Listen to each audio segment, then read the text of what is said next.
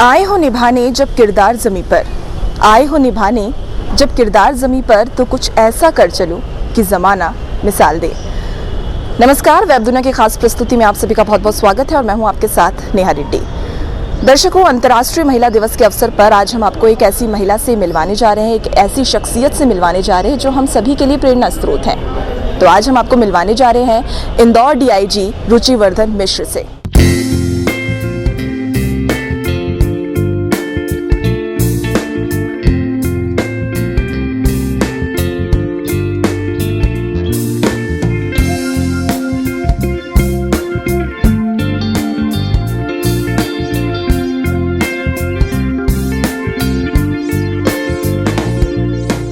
Ma'am, आप मेरी जैसी कई ऐसी लड़कियां हैं जिनके लिए प्रेरणा स्रोत है।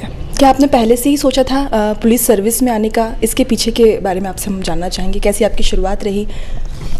एक्चुअली स्पेसिफिकली पुलिस में आने का तो मैंने नहीं सोचा था, बट सिविल सर्विसेज का ज़रूर। जब मैं ऑलमोस्ट 9th क्लास में पहुंची तो मेरे फादर कॉलेज में प्रोफेसर थे और शुरू से ही वो उनको थोड़ा सा था कि मैं पढ़ने में अच्छी थी तो मुझे एक्सपोजर प्रॉपर मिले। तो वो कई ऐसे उनके जो कॉलेज के प्रोफेसर्स थे, सीनियर्स थे, कोई सिविल सर्वेंट्स थे, उनसे वो मिलाते थे जस्ट एक जनरल की मैं बातचीत करूं और पूछूं। तो मुझे ध्यान आता है कि 9th के आसपास तक उन्होंने कॉम्पिटिटिव मैगजीन्स ला के देना, उसमें टॉपर्स की इंटरव्यू पढ़ना। तो उनकी कहीं इच्छा थी कि मैं सिविल सर्विसेज में जाऊं। तो सिविल सर्विसेज में IAS, IPS और उसके बाद फिर जो बाकी की सर्विसेज हैं वो मेरी चॉइसेस थे।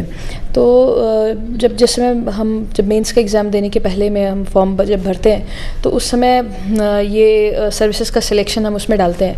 तो एक फॉरेन सर्विस भी उसमें रहती है जो मोस्टली कई लड़कियां उसको प्रेफर भी करती हैं। तो वो जब फर्स्ट अटेम्प्ट में तो मैंने डाला था, फिर मेरा नहीं हुआ था फर्स्ट अटेम्प्ट में। सेकेंड अटेम्प्ट में जब मैंने चॉइस भरी तो प्रोबेबली आई कैन से कि I was a little more mature. तो उसमें फिर मुझे ऐसा लगा कि नहीं, मैं शायद विदेश में बहुत समय सर्व नहीं करना चाहूँगी। जो मुझे एक फीलिंग आई, मुझे लगा कि यहाँ रह करके जो चुनौतीपूर्ण जो नौकरियाँ हैं सिविल सेवा में, उनको ऑप्ट करना चाहिए। तो मैंने IAS फर्स्ट चॉइस दिया था और उसके बाद फिर मुझे IPS चैलेंजिंग लगा। मुझे समझ में आया कि ये करने लायक है। तब भी बहुत नहीं सोचा था, लेकिन जब मेरा सिलेक्शन हो गया और IPS में ही हुआ, मेरी रैंक 67 थी और सेकेंड अटेम्प्ट में मेरा ये पुलिस सेवा में हुआ था चयन। तो तब मेरे सामने एक प्रश्न आया कि मुझे, जैसा सब लोग करते हैं कि IAS के लिए फिर से एग्ज़ाम्स देते हैं, क्योंकि मेरे पास 2 अटेम्प्ट्स और थे। लेकिन उस समय फिर मैंने सोचा कि मुझे ऐसा भागते नहीं रहना चाहिए। फिर पुलिस सेवा का उस समय जब मैंने थॉट दिया तो मुझे लगा कि एक अच्छा चुनौतीपूर्ण ये एक प्रोफेशन है जिसमें रह कर के हम समाज के लिए अपना बहुत एक कंट्रीब्यूशन हम बहुत अच्छे तरीके से दे सकते हैं। तो फिर मैंने आई मेड अ कॉम्प्रोमाइज़ कि this was also one of my top most choices, second choice था और शायद ये मेरे लिए ज़्यादा चुनौतीपूर्ण होगा। मैम, जब भी महिलाओं के लिए, लड़कियों के लिए करियर की बात आती है तो कहीं ना कहीं हमारी फैमिली से भी उन सभी की ये सलाह रहती है कि एक आरामदायक नौकरी की तरफ जाएं। आपने पुलिस सर्विस को चुना, तो कितना सपोर्ट आपको फैमिली से मिला? क्या कुछ रहा इसके पीछे? इंटरेस्टिंगली मैं ये कहूँगी कि वैसे मेरी मदर एक तरह से मेरी रोल मॉडल हैं, क्योंकि वो भी कॉलेज में प्रोफेसर थीं और एज प्रिंसिपल उन्होंने कॉलेज में बहुत अच्छे तरीके से कॉलेज का प्रबंधन देखा और फिर वो वहाँ से रिटायर हुई। आज भी वो अपने सारे जो दायित्व हैं उनको बहुत बेहतरीन तरीके से कहना चाहिए कि निभाती हैं। लेकिन जब बात आई पुलिस सेवा की, जैसे मैंने बताया कि वो सिलेक्शन मैंने खुद किया, जो सेकेंड अटेम्प्ट में मैंने IPS को सेकेंड चॉइस जो भरा, उस समय तक मैंने किसी से नहीं पूछा। मेरे फादर इंटरेस्टिंगली मुझे हमेशा बहुत सपोर्ट करते रहे। उनकी इच्छा भले ही कुछ भी रही हो, पर उन्होंने हमेशा ये मुझे गाइड किया और कहा कि ये मेरा सुझाव है, गाइडेंस है, मैं चाहता हूँ कि तुम ऐसा करो, लेकिन अंततः ये तुम्हारी इच्छा है और तुम्हारा निर्णय होना चाहिए कि तुम्हें क्या करना है, so that you can carry on with your decision and you can pursue the risks of your decisions and you should not blame others for your life choices. तो उन्होंने हमेशा मुझे सुझाव दिए, लेकिन चुनने की स्वतंत्रता उन्होंने मुझे ही दी और कहा कि सब कुछ के बाद, भले मेरी इच्छा ना भी हो, उसके बाद भी जो तुम जो भी चुनाव करोगी, मैं उसमें तुम्हारे साथ खड़ा रहूँगा। So that was a great confidence given by him. लेकिन मेरी माँ थोड़ा सा पुलिस के नाम से she was quite disappointed. Choice भरने के पहले मैंने उनको बताया भी नहीं, भरने के बाद, एग्ज़ाम देने के बाद, काफ़ी समय बाद मैंने उनको बताया और बहुत डांट खाई। तो पुलिस के नाम से थोड़ा सा हम लोग, सभी लोग, एक सामान्य फैमिली में, चूँकि हमारी फैमिली में कोई भी नहीं था, सिविल सर्विस में जरूर थे, मेरे दादाजी थे, मेरे अंकल थे, लेकिन IAS में, लेकिन पुलिस में कोई नहीं था, दूर दूर तक कोई नहीं था। तो वो थोड़ा सा सुरक्षा को लेकर के, हम सभी जो है, जो भी पेरेंट्स हैं, वो अपने बच्चों की सुरक्षा को लेकर के बहुत चिंतित रहते हैं। पुलिस की सेवा गंभीर मानी जाती है, रिस्की मानी जाती है। कुछ भी अगर हैज़ार्ड होता है सोसाइटी में, प्रोफेशन में, नौकरी में, कहीं किसी भी तरह का लॉ एंड ऑर्डर आता है, तो पुलिस पे बहुत खतरे भी आते हैं, बहुत चुनौतियाँ आती हैं, बहुत स्ट्रेस आता है, तमाम तरह की चीज़ें आती हैं। इन सब चीज़ों को लेकर के मुझे लगता है कि वो स्वाभाविक रूप से मेरे लिए बहुत चिंतित थी, आज भी रहती हैं। आज थोड़ा सा, अब उनके पास में चॉइस तो कुछ है नहीं, तो she bears with my choice, लेकिन वो चिंतित रहती हैं। पर मुझे ये लगता है कि पुलिस में उल्टे हम और ज़्यादा सुरक्षित हैं, मतलब पुलिस में होने की वजह से इनफैक्ट हम दूसरों को सुरक्षा दे सकते हैं। तो मुझे लगता है कि उनको इतनी चिंता नहीं करनी चाहिए। जहाँ तक कंफर्ट की बात है, मैंने खुद के लिए कभी नहीं सोचा। ये ज़रूर था कि अगर मैं पुलिस में शायद नहीं होती तो हो सकता है मैं कहीं कॉलेज में होती, प्रोफेसर होती, क्योंकि एकेडमिक्स मेरा एक सेकेंड वो था, लाइकिंग थी। मैं MA और PhD परस्यू कर रही थी, तो मैं डेफिनेटली कहीं कॉलेज में प्रोफेसर होती शायद। लेकिन मुझे ये लगता है कि इसका, जब मैंने इसका चुनाव किया, इस नौकरी का, और जो मेरे इतने सालों की सेवा रही है, उसमें मुझे लगता है बहुत अच्छा, बहुत बेहतरीन चुनाव है। और मुझे मौका मिलता तो मैं बिल्कुल नहीं जाना चाहती इसको छोड़ करके। जी। मैम, ऐसी कई लड़कियां हैं जो अपने जीवन में आगे बढ़ना चाहती हैं, कुछ अचीव करना चाहती हैं, लेकिन कुछ परिस्थितियों की वजह से वो कहीं ना कहीं रुक जाती है। क्या कहना चाहेंगे आप अंतर्राष्ट्रीय महिला दिवस के अवसर पर उन लड़कियों को जो अपने जीवन में आगे तो बढ़ना चाहती है, लेकिन कहीं ना कहीं कुछ चीज़ें उन्हें रोक रही है? मैंने एक बुक पढ़ी थी, अल्केमिस्ट, जिसमें ये था कि अगर आप दिल से कुछ चाहते हो, आपकी जो नीयत है वो प्योर है, आपकी इच्छा जो है वो प्योर है, तो पूरा विश्व जो है, पूरा यूनिवर्स जो है, वो उसके लिए कंस्पायर करता है, उसके लिए एक तरह का षड्यंत्र करता है, एक प्लानिंग करता है कि आप जो चाह रहे हो उसको आप अचीव कर पाओ। तो मेरा खुद का ये भरोसा रहा है कि अगर कोई चीज़ दिल से हमने चाहिए तो उसको पूरा करने में कोई बाधा नहीं होती। बाधा जो होती है वो अपॉर्चुनिटी बन जाती है। तो मुझे ऐसा लगता है लड़कियों के लिए मैसेज यही है कि अगर आप जो भी सोच रहे हो, आप जो भी लक्ष्य अपना बना रहे हो, उसको ज़रा दिल से सोच करके आप बनाइए। अगर आप जेन्युइनली उस चीज़ को चाहते हैं तो कोई भी चीज़ उसमें बाधक नहीं बन सकती। बहुत सारे एग्जांपल्स, लाइफ एग्जांपल्स भी हम लोगों ने देखे, दूसरी बच्चियों के भी देखे, जिन्होंने अन्याय के खिलाफ आवाज़ उठाई, जिन्होंने तमाम ऑड्स के बाद, अपने सोशल ऑड्स, फैमिली के ऑड्स के बाद भी जिन्होंने अपने ड्रीम को परस्यू किया, तमाम कष्टों के बाद, तमाम कई बार दिक्कतें भी आई, चाहे वो फिज़िकल हों, उसके बाद भी उन लोगों ने बहुत कुछ अचीव किया जो सोचा। तो मुझे ऐसा लगता है कि हमारी सोच में, हमारी नीयत में प्योरिटी होनी चाहिए, हमारा इंटेंशन क्लियर होना चाहिए कि हमें क्या अचीव करना है। और जो डिफ़िकल्टीज़ भी होती हैं वो ऐसी सोच के आगे वो अपॉर्चुनिटीज़ बन जाती हैं। बिल्कुल मैम, जी। मतलब पॉजिटिव रहना बेहद ज़रूरी है, पॉजिटिविटी के साथ अगर जी मैं ऐड करना चाहूँगी कि मैं सेल्फ हेल्प बुक्स भी मुझे पढ़ना बहुत पसंद है, और हर बुक में मुझे कहीं ना कहीं कुछ लर्निंग मिलती है। सिमिलरली जो हमारे आसपास लोग होते हैं, जिन किसी से कई बार हम हमारे आसपास नहीं होते पर हम उनका एग्जाम्पल देखते हैं, पढ़ते हैं, तो वो चीज़ें, उनमें क्या अच्छाई है, उन्होंने कैसे अपनी किसी डिफ़िकल्टी को ओवरकम किया, लिमिटेशन को ओवरकम किया, क्या सोचा, ये सब चीज़ें मैं कोशिश करती हूँ कि उनमें जो कुछ अच्छा है उसको सीखूं, क्योंकि उससे हमको एक नई लर्निंग मिलती है, आगे बढ़ने का एक हमको तरीका मिलता है। तो मैं बच्चियों को भी यही कहना चाहूँगी, लड़कियों को भी यही कहना चाहूँगी कि अपना जो नॉलेज बेस है, जो लर्निंग है, जो ऑब्जर्वेशन है, और जो दूसरों से सीखने की जो आप जो सीख सकते हो, उसके लिए आप हमेशा खुद को इम्प्रूव करने के लिए आप कोशिश करते रहो, and you will find lot many learnings and lot many experiences of others जो आपको बेनिफिट कर सकते हैं। मैम, आप प्रोफेशनल और पर्सनल लाइफ को आप कैसे मैनेज करती? काफ़ी समय ऐसे भी आता होगा जब आप यहाँ पर व्यस्त हैं अपने काम को लेकर, लेकिन परिवार में भी उतनी ज़रूरत है आपकी, तो कैसे आप मैनेज करते हैं?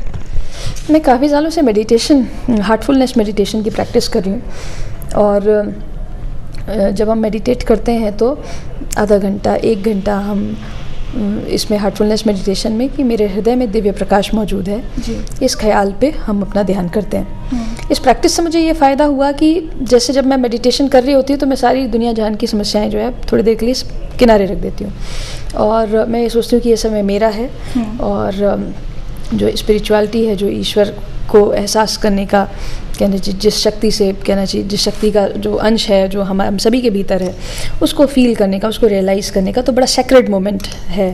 और जब उस मेडिटेशन की प्रैक्टिस को करते हैं तो एक तरह की कैपेबिलिटी, मेंटल कैपेबिलिटी डेवलप होती है कि आप जिस समय जो काम कर रहे हो उस समय आप उसमें पूरी तरह से रहो, टोटलिटी हो, आपकी जो पर्सोना है वो उस मोमेंट में आपका पूरा एग्जिस्टेंस रहे। तो सिमिलरली जब कोई ऐसा द्वंद्व आता है कि आपको ये करना है या ये करना है, तो उस समय मैं सोचती हूँ कि इस पर्टिकुलर मोमेंट में व्हाट इज़ मोर इम्पॉर्टेंट, कहाँ पर हमको पूरी तरह से होना है, कहाँ हम खुद को रिप्लेस नहीं कर सकते। बहुत बार नौकरी में ऐसा आता है कि you have to be there, जी, your presence matters a lot, जहाँ आपको शायद कोई रिप्लेस नहीं कर सकता आपके उस पर्टिकुलर असाइनमेंट में, उस समय में, तो वो डिसीजन बड़ा इजी हो जाता है। Similarly for family there are occasions when you know कि आपका अच्छा ये काम कोई दूसरा कर सकता है लेकिन ये काम कोई भी दूसरा नहीं कर सकता। फॉर एग्जांपल बच्चे के लिए उसकी माँ मैं ही हूँ, नौकरी के लिए हो सकता है मेरे पास और सबऑर्डिनेट ऑफिसर्स हों जो कोई पर्टिकुलर काम जो मुझे उस समय करना है तो वो उनको डेलीगेट किया जा सकता है। तो it's all about management and being in that moment and the importance of requirement of your being in the moment. तो बहुत सारे काम ऐसे हैं जो हम लोग फ़ोन पे कर सकते हैं, जो हम डेलीगेट कर सकते हैं, जो हम से पोस्टपोन कर सकते हैं या हमको उस समय करने की ज़रूरत होती है। तो ये हम किसी के लिए भी टाइम मैनेजमेंट में जनरल प्रिंसिपल्स होते हैं। तो जब हम इस तरीके से वे करते हैं, जब वाकई में कोई द्वंद्व आता है तो हम ये सोचते हैं कि मैं ये सोचती हूँ कि क्या मुझे यहाँ से रिप्लेस किया जा सकता है, क्या ये काम मैं किसी और को डेलीगेट कर सकती हूँ, या फैमिली में अभी मेरा कोई रिप्लेसमेंट भी नहीं है। नेचुरली फैमिली में हमारा जो रोल है उसका कोई रिप्लेसमेंट नहीं है, but not all the works require your personal presence. बहुत सारी चीज़ें हैं, ऐसे आपको कुछ शॉपिंग करना है, आपको कुछ मंगाना है, they might be certain alternatives to that. तो उसमें डिसीजन करना आसान हो जाता है। ये जो मैंने बताया कि जो मैं मेडिटेटिव प्रैक्टिस कर रही हूँ तो उसकी वजह से इस तरह के डिसीजंस लेना बड़ा नेचुरल हो जाता है। बहुत ही शॉर्ट ड्यूरेशन में आप ये डिसीजंस ले सकते हैं। एंड मोर ओवर जब आप पूरी अपनी इंटेंसिटी के साथ आप किसी मोमेंट में होते हैं तो आपको उस काम को करने में समय भी बहुत कम लगता है। कई बार ऑफिस के कुछ काम होते हैं, आपको लगता है 4 घंटे लगेगा, लेकिन अगर आप पूरी तरह से उस मोमेंट में हो, उस चीज़ में हो, तो फिर आपको उसके लिए बहुत समय नहीं देना पड़ता। वो 4 घंटे का काम हो सकता है कि 1 घंटे में निपट जाए। तो एक्चुअली इस प्रैक्टिस की वजह से मुझे लगता है कि मेरे पास बहुत सारा टाइम रहता है, नौकरी के लिए भी रहता है, घर के लिए भी रहता है, और बहुत बार हम इंटीग्रेट भी करते हैं। कई बार हमको लंबा कहीं ट्रैवल करना है तो हम बच्चे को ले जाते हैं या कुछ ऐसा क्लब कर लेते हैं, इंटीग्रेट कर लेते हैं। उसको बहुत ज़्यादा सेग्रीगेट करना या बैलेंस करना ये थोड़ा सा चुनौतीपूर्ण हो जाता है किसी के लिए भी। महिलाओं के लिए भी मैं कहना चाहूँगी कि जो वर्किंग वुमेन है, बहुत बार ये आता है प्रेशर हम फील करते हैं कि हम नौकरी तो कर रहे हैं लेकिन हमको घर को बैलेंस करना है, हम ये तो कर रहे हैं लेकिन बच्चे की पढ़ाई भी देखना है। तो हम कंटिन्यूस स्ट्रगल खुद के लिए जनरेट किए रहते हैं कि ये भी देखें, वो भी देखें, कैसे देखें, इसको देखें, उसको देखें, अरे ये भी करना है। तो ये चीज़ें बहुत बढ़ बढ़ के टेंशन की तरह, और हमारी जो कैपेसिटी है, जो कैपेबिलिटी है, उस पर एक चैलेंज की तरह हमको परेशान करने लगती हैं। परेशानी कोई भी हम उसको तूल देंगे वो और हमारे ज़्यादा सिर चढ़ के आएगी। तो मैं उसको नेचुरली इंटीग्रेट करने की करती हूँ, बहुत ज़्यादा चिंता नहीं करती। इस समय ये कर सकती हूँ तो ये कर लेती हूँ, उस समय वो कर सकती हूँ तो वो कर लेती हूँ, और कुछ अगर काम दोनों साथ में क्लब किया जा सकता है तो वो कर लेती हूँ। तो बहुत ज़्यादा मैं कंटिन्यूस स्ट्रगल खुद के लिए जनरेट नहीं करती, और ना मुझे लगता है कि किसी और को, किसी भी वर्किंग वुमेन को नहीं करना चाहिए। बहुत बार हम एक गिल्ट फीलिंग लेकर के चलते हैं, अरे हम नौकरी कर रहे हैं, हमारा बच्चा जो है वो बताओ, वो तो हम उसकी पढ़ाई नहीं देख पा रहे, हम उसका खाना नहीं देख पा रहे। तो मुझे लगता है कि हम क्यों हमेशा इस गिल्ट में रहें। हम नौकरी कर रहे हैं, उसके तमाम फ़ायदे भी हैं जो बच्चे को मिल रहे हैं। आज के समय में कोई भी घर जो है वो 2 लोगों की अर्निंग से, कोई भी एक एवरेज मीडियम बहुत अच्छा भी घर हो तो भी वो 2 लोगों की अर्निंग से ठीक ठाक चल पाता है। बिल्कुल। तो हम उसके फ़ायदे क्यों नहीं देखते कि भाई हमारे बच्चे को उसका फ़ायदा मिल रहा है। एक अगर वर्किंग मदर है, कॉन्फिडेंट मदर है, उसकी अपनी पर्सनालिटी है, that also helps the child. बच्चा अगर घर पे कुछ समय इंडिपेंडेंट रहता है, वो एक अलग तरीके से अपनी पर्सनालिटी डेवलप कर रहा है। तो एक वर्किंग वुमेन के फ़ायदे भी बहुत हैं। तो हम पूरे समय हम ये क्यों सोचते रहें कि अरे घर पे कुछ नुकसान हो रहा है, हमारे बच्चा बेचारा, हम बेचारे, हम बोझ के मारे। I don't think we should feel that. I mean हर एक की अपनी अपनी पर्सनैलिटी है, हमारे बच्चे की भी अपनी पर्सनैलिटी है, हमारे हस्बैंड की भी अपनी पर्सनैलिटी, फैमिली की अपनी पर्सनैलिटी है। तो हम कुछ भी जो भी हम कर रहे होते हैं उसका बेनिफिट भी सबको मिल रहा होता है। हम कुछ अच्छा समाज में कर रहे होते हैं, फैमिली में उसका असर आता है। तो घर पे रह करके फ्रस्ट्रेट होना या नौकरी करके फ्रस्ट्रेट होना, दोनों ही चीज़ें आई don't think that this is good. हमने नौकरी करना चाहिए और हम बैलेंस कर सकते हैं, हर आदमी को भी करना चाहिए। जो जेंट्स हैं वो अगर नौकरी कर रहे हैं उनको भी घर पे उनकी अपनी जो भूमिका है उसको बेहतर तरीके से निभाने के लिए, अपने सारे रोल्स के लिए उनके सामने भी चैलेंज रहता है, एक पति के रूप में, एक बेटे के रूप में, एक पिता के रूप में। तो उन पे ऐसा नहीं कि कम चुनौतियाँ रहती हैं। तो हमें पूरे समय, मुझे नहीं लगता कि पूरे समय ये सोचते रहना चाहिए कि बाप रे मुझे ये भी करना है, वो भी करना है, मैं इस भूमिका में खुद कैसी हूँ, उस भूमिका में इतना क्यों जज करना है। बहुत सारी चीज़ों को हाँ, ना तो हावी होने देना है, ना खुद को पूरे समय जज करते रहना है। हम जो कर रहे हैं, जो कर पा रहे हैं, बहुत अच्छा कर रहे हैं, अपनी चॉइस से कर रहे हैं, फैमिली को साथ लेकर के कर रहे हैं, that is good enough I guess. Ma'am, इसी से संबंधित एक प्रश्न मैं आपसे पूछना चाहूँगी। आप बेहद ही पोलाइट है, आप अपनी बातों को बहुत ही विनम्रता के साथ सामने रखती हैं। इसके पीछे मतलब क्या कारण है? क्योंकि देखिए जो आपका काम है काफ़ी चुनौतीपूर्ण है, काफ़ी लोग आपके पास आते होंगे, बातचीत कभी कभी होता है, एक लेवल ऐसा जाता है कि आप बहुत फ्रस्ट्रेट हो जाते हो, गुस्सा आती है, लेकिन उसके बावजूद भी जितना मैंने अभी तक आपसे बात करी जाना, बहुत ही प्यार से आप अपनी बातों को रखते हैं, बहुत ही अच्छे से आप सामने वालों को एक्सेप्ट करते हैं। तो इस बारे में आप कुछ बताएं सर, कैसे आप? मैं ये कहना चाहूँगी कि आप पहले तो इस भूमिका में नहीं आए कि मुझे नाराज़ होना पड़े, अपना गुस्सा दिखाना पड़े। तो दैट इज़ बट नेचुरल कि हमारे सामने जो भी जिस तरीके से आता है, in general we should be polite and respectful to other humans, चाहे वो शिकायत करने के रूप में हमारे पास में, पीड़ित होकर के हमारे पास आएँ, आपके जैसे मीडिया में जो लोग हैं वो हमारे पास में आए। इन जनरल किसी भी सोशल बिहेवियर में, ह्यूमन बिहेवियर में we should be polite and respectful for the other human being. तो ये एक बेसिक प्रिंसिपल है जो स्पिरिचुअल प्रिंसिपल भी है, सोशल प्रिंसिपल भी है और ह्यूमन क्वालिटीज़ में भी रिक्वायर्ड है। बट डेफिनेटली नौकरी में अगर कोई ऐसी परिस्थिति आती है, कई बार हमको लाउड होना पड़ता है, कई बार हमको कोई मैसेज देना पड़ता है, कई बार हमको गुस्सा दिखाना पड़ता है। गुस्सा करना पर से इज़ नॉट एडवाइजेबल, किसी के लिए अच्छा नहीं है। आप फ्रस्ट्रेट हो, आप चीख चिल्ला रहे हो, आप टेंशन में हो, आप गुस्सा कर रहे हो, तो आप एक्चुअली खुद को नुकसान पहुंचा रहे हो। सामने वाले को तो बाद में नुकसान पहुंचेगा, हमारा बीपी, हमारा टेंशन, हमारा जो माइंड का बैलेंस है वो पहले बिगड़ेगा। तो इट्स नॉट प्रॉफिटेबल प्रपोजिशन कि आप जनरली आप गुस्सा हो या कि आप इस नौकरी में हो इसलिए आप गुस्सा रहो, तने रहो, लोगों को बात जो है वो उस तरीके से करो। It's not advisable for my own health and my peace of mind. लेकिन बहुत बार कभी ऐसी सिचुएशन बनती है जहाँ हमको कुछ दिखाना पड़ता है, so there if it is required we do that also. तो आप कभी उस सिचुएशन में आप आके देखिए, हाँ, आपको हमारा गुस्सा भी दिख जाएगा। बट हाँ, ये बात सही है कि मेडिटेशन से मुझे ये फ़ायदा ज़रूर हुआ है कि मैं खुद को बैलेंस अच्छे से, बहुत मुझे ऐसा लगता है कि मैं काफ़ी ठीक तरीके से कर पाती हूँ। जनरली गुस्सा मेरा बहुत रिड्यूस हुआ है। मैं स्कूल डेज़ में मुझे ये ध्यान आता है कि मेरा गुस्सा काफ़ी ज़्यादा था, जो इस प्रैक्टिस की वजह से काफ़ी हद तक रेगुलेट हो गया। अभी भी कभी ऐसे मोमेंट्स आते हैं कि आपको टेम्परेरली एकदम से आप गुस्सा होते हो, but then I can manage myself, I believe.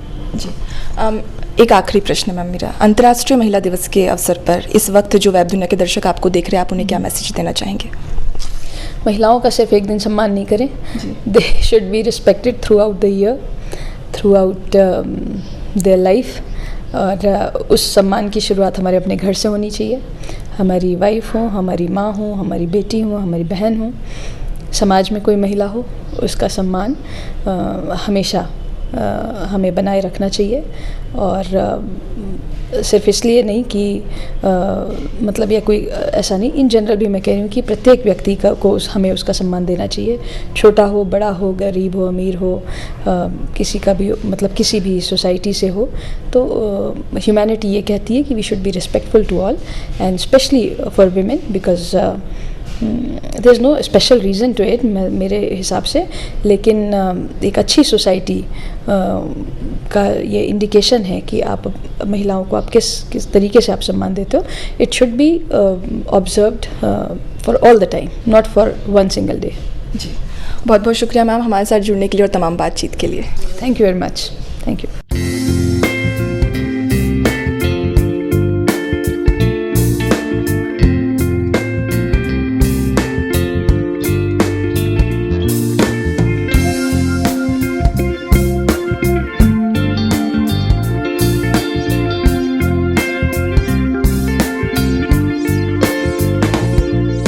अंतर्राष्ट्रीय महिला दिवस के खास अवसर पर ये थी वेब दुनिया की खास पेशकश. कैमरा पर्सन धर्मेंद्र सांगले के साथ नेहा रेड्डी, इंदौर.